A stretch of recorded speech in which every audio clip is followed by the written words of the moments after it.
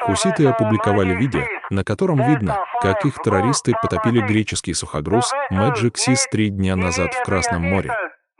Сначала они обстреляли судно из РПГ, затем взяли его штурмом и заложили взрывчатку в стратегических местах.